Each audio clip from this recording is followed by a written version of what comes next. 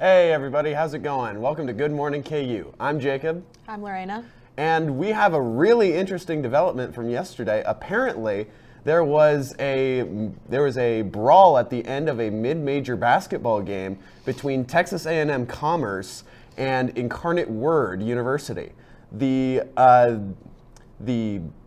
cause of this brawl is unknown at the moment, but the brawl lasted for about a minute. As you can see here, the teams were both going and shaking each other's hands as normal, but as we're about to see, there seems to be a little bit of chaos on the left side of the frame, and that's when everything starts to go down. You can see some of the teammates there, and they're starting to have their fight. And it goes on for quite a while. Like, this is much longer than any other brawl that I've seen on TV.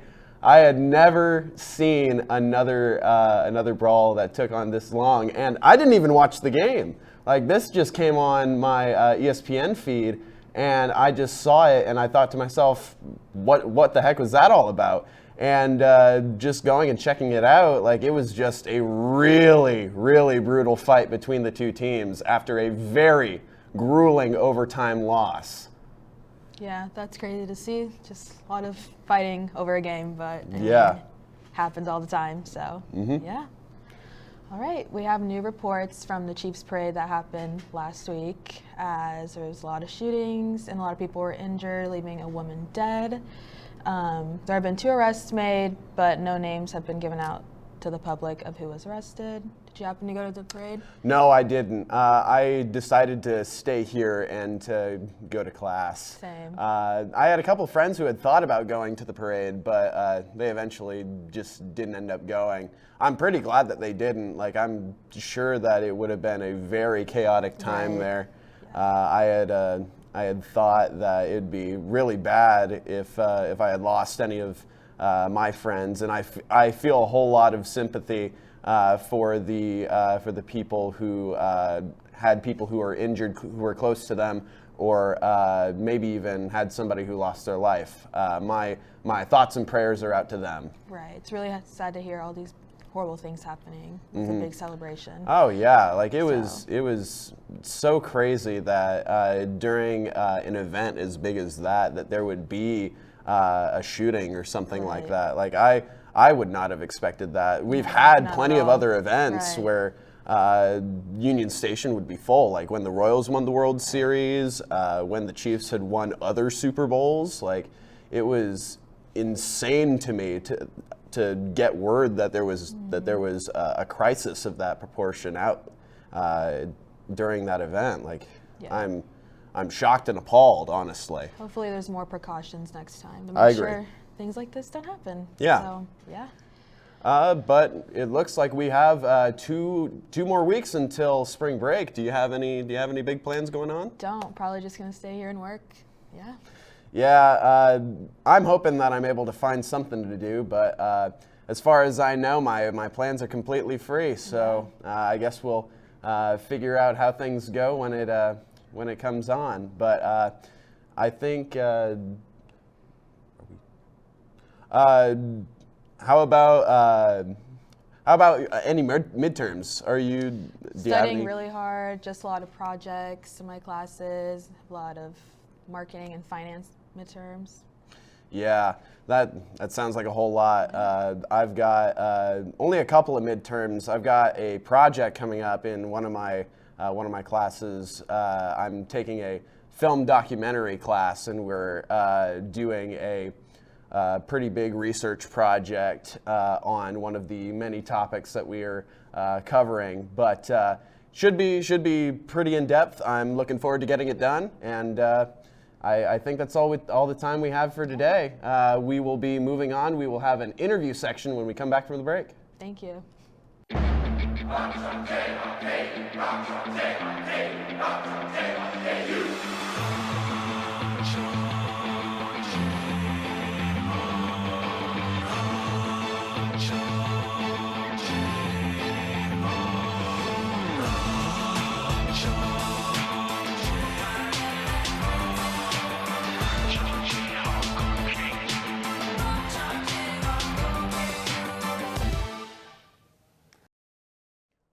Welcome back. I'm here with Italia. Thank you for joining us. So I've heard you had a pretty cool internship with Tico Sports. Would you mind expanding on that and your roles and responsibilities and kind of stuff like that? Yeah, so Tico Sports is based in Kansas City, Missouri, and it's a multilingual company that works with different NFL teams and different college teams. So for the most part, they broadcast the games in Spanish. As of now, we have 5 NFL teams, and we have 3 college teams, including KU and K-State. So it's just a big company that is growing within the area. So what do you do for your internship there? Yeah, so my job is a social media manager. So basically I create content. I try to get all the behind the scenes during game days and just kind of engage the fans that aren't able to be at the stadium and make them feel like they're with us. Do you ever give those pre-game player interviews or post-game asking like the questions when they're walking through the tunnel? Yeah, I enjoy doing the outfits, walking into the stadium. I think that's my favorite part of the whole behind the scenes. Do you have a favorite team you like covering or collegiate or professional? Well, I would say that I enjoy doing Kansas men's basketball. I think nothing compares to Allen Fieldhouse, and it's just a great experience. But then again, you also have Arrowhead Stadium. I think it's definitely the loudest stadium. So I would say those 2 for sure. Awesome. And then did you go to the Chiefs Parade? I mean, what was your experience there? Did you have a good time, before the unfortunate happened? Yeah, I did go with my friends. I did not work that day, but I had requested passes for media credentials. And what is crazy is that if I was to get those credentials, I would have been in between the media, the family section and the fans, kind of where everything happened. So I'm kind of glad. I think everything happens for a reason. Yeah. So I wasn't there, but yeah, I'm friends with some of the people who lost their family members. So it's kind of sad. I'm sorry to hear that.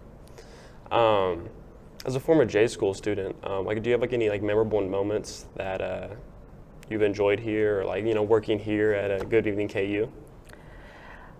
Oh, my freshman year, being here just brings back so many memories, and I think it has definitely helped me socialize more within the industry, the sports industry, and the J School. So I think that was a good experience overall. But as a KU student, just attending the Final Four in New Orleans, I think that was the biggest memory, my favorite one that I have so far. For sure, that sounds awesome. And then do you have any future plans lined up, after you leave KU? Yeah, I do plan on coming back next year to attend grad school. But in the meantime, I want to work within the sports industry. I want to focus on nonprofits that many players have. So I think that's what I want to do as of now. But everything could change in the future. Yeah, that sounds awesome. I love the My Cause, My Cleats. Those are some my favorite weeks, and you start seeing everyone's organizations they're decked out cleats that local artists have designed and stuff. That sounds great. All right. Well, do you have any other remarks? Well, I just want to say to all the J School students to take advantage of your time here at Network, because you never know who's going to be the one helping you get to where you want to be. So I think just using all your resources here is really helpful, and it definitely benefits you at the end. For sure. There's so many opportunities here. I mean, there's a plethora, especially in the J School. I mean, you could do the Eudora Times. There's so many. All right. Well, thank you. And then we're going to be back with sports. Natural Ties, a club full of friendship, community, and fun, pairing individuals in the Lawrence community with disabilities to KU students, in efforts to foster meaningful connections that last a lifetime. We host events bi-weekly on Wednesdays from 6 to 7 p.m. Some of our favorite events include Trunk or Treat, the Back to School Cookout, and Neon Night. Follow us on Instagram today and come join us to see how special Natural Ties truly is to us. Welcome back. I'm Emma. And I'm Ulysia. This is your Tuesday Good Morning KU News Update. Russian opposition leader Alexei Navalny died last week in a remote Arctic prison under mysterious circumstances. British Ambassador Nigel Casey called for a full and transparent investigation into Navalny's death, which Russian authorities called sudden death syndrome.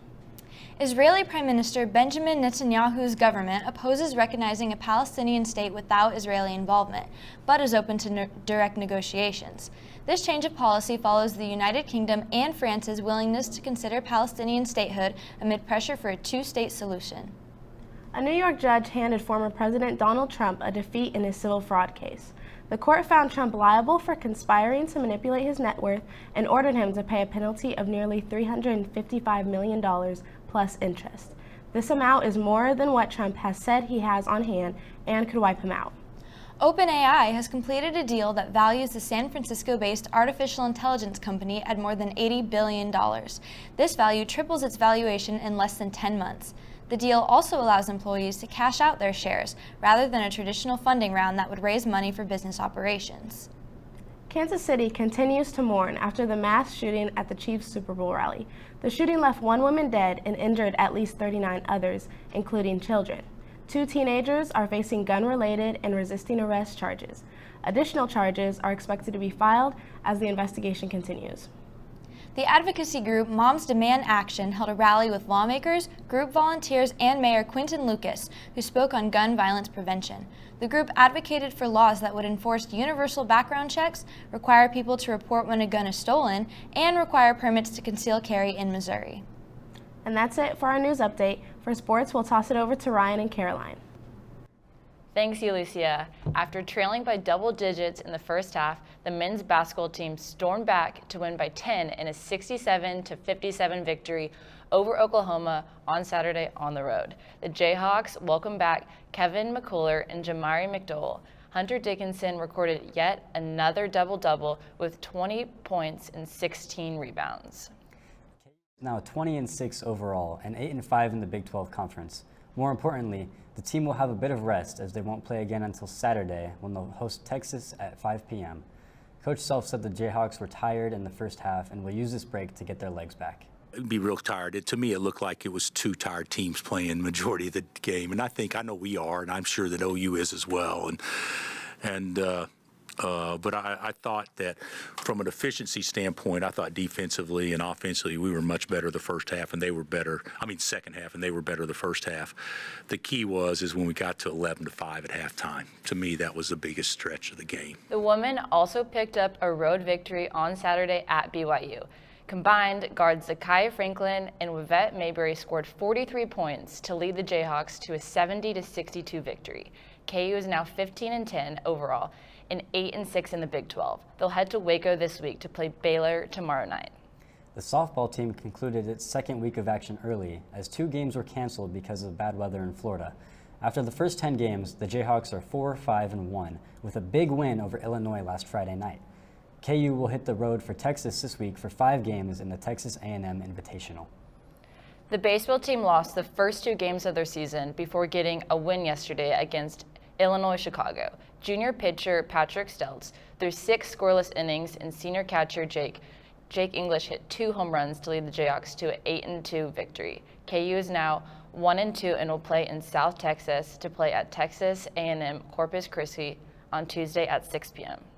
The track and field teams wrapped up the regular indoor season with a sweep of the men's pole vault at the Steve Miller Invite at K-State this weekend. Led by Ashton Barkdale, the KU men took the top 6 places, while Mason Minersagan won the women's pole vault and is now ranked number 9 in the country.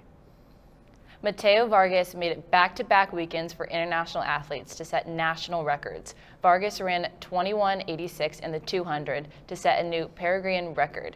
Next up for the Jayhawks are the Big 12 Indoor Championships at Texas Tech this coming weekend. Former Jayhawk All-American Bryce Hoppel picked up his 3rd consecutive indoor national title this weekend as he won the 800 meters at the USA Track and Field Championships in Albuquerque. Hoppel will take his back-to-back-to-back crowns to the World Championship in Glasgow, Scotland from March 1st through 3rd. Outside of KU sports, Iowa's Caitlin Clark became the all-time leading scorer in the NCAA women's basketball last week.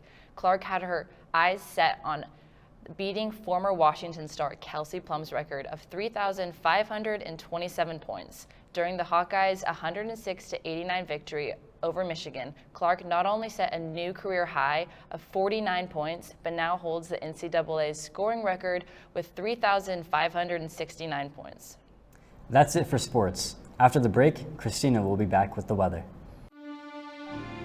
Where you go to college makes a statement about you. This place will become a part of you, your identity for life.